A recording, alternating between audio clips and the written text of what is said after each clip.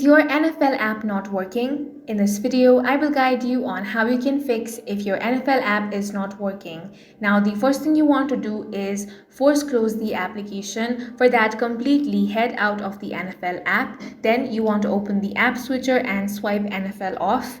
Now, again launch open NFL and check if your problem is fixed. Another solution is you want to restart your device. For that, you can either tap on the restart option or tap on power off. After a couple of minutes, you again want to switch on your phone and check if your problem is fixed. Next thing you want to do is launch open Play Store. Here, search NFL. If you find the option of update, tap on that and update the application to the latest version. You also want to clear the cache of the app. For that, open up your settings.